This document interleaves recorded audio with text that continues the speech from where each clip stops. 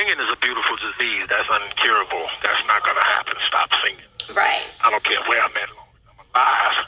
So I'm always singing. I'm always writing. I've written like 25 albums since I've been in here. So, and right now I'm just working on getting out, getting back to what it is God gave me my talent to do.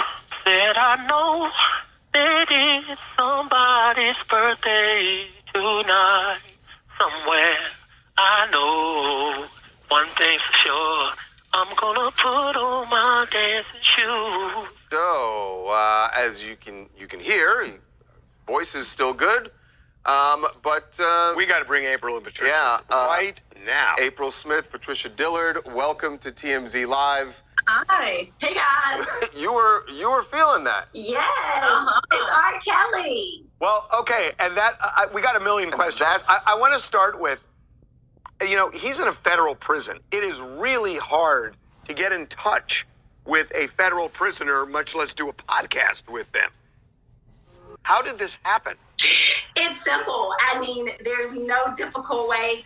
It's nothing special that happened. April, we both dabble in prison reform. April was helping someone with their case and was just having a phone call, and they were wrapping up, and he just happened to mention that he was housed at the same facility as R. Kelly. And we were just so excited, like, we're huge fans. R. Kelly told me, said, hey, and it went from there. We were like, just tell him to come on the podcast. And he actually did. It was just as simple as that. And we knew he was under a gag order, and we knew there was a lot that we could not talk about, and we were fine with that. And the gag order involves the case, not his music. It does involve the case. It does not involve the music, and that's pretty much how we operate with INMATE. When people write us, we do want to know what they were convicted of, because that will determine if we will talk about their case. In this case, we do not want to talk about his case, but we love R. Kelly. It's R. Kelly. So that's the interesting thing there, Patricia.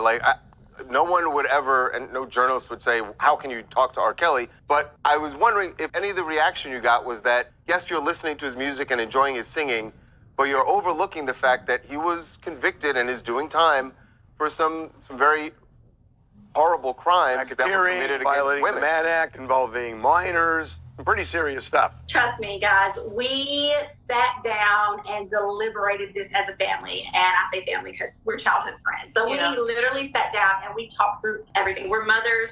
We have full-time jobs. This is something we enjoy doing, and we believe in it. And we knew from the beginning, even family would be against us with some of this. This is R. Kelly. And we were very firm from the beginning. We do not want to discuss this case. We were actually very happy that he had the gag order, and we couldn't discuss the case because we don't want to. We have daughters. We just love R. Kelly. And as I said in the podcast, we're just two individuals who are able to separate the art from the artist. And he is a great singer, and we love his music. And the only thing we talked about in the podcast was his music and how we're fans. And that's it. What's the reaction you got so far? We have mixed reactions. Right. We were blown away by all of the love that was shown on our YouTube channel, because we knew we were ready. We knew it was going to be all negative. They were going to rip us apart. And we had a couple that did. And I was trying to figure out what interview did they watch, because we clearly didn't watch the same one. We didn't talk about any of the things that they mentioned. But it's okay. That's how they feel, and they're entitled to their opinion, and I understand. But again, it's R. Kelly. And when R. Kelly falls, you answer. Who's going to not answer? Yeah, I would imagine some of the negative reaction would be that, and I know what you're saying, that you didn't talk to him about the case, but the case still happened, and it was very public, and people knew and know what the charges are and what he was convicted of. So I would imagine that your critics would say you're ignoring some really horrific things that he is convicted of doing. Well, we just try to see the person. We wouldn't have a podcast with inmates if we discriminated against every inmate that was in prison. Our podcast wouldn't exist. So when we have someone on, we see them for the person that they are. And for R. Kelly, we see the artist that he was.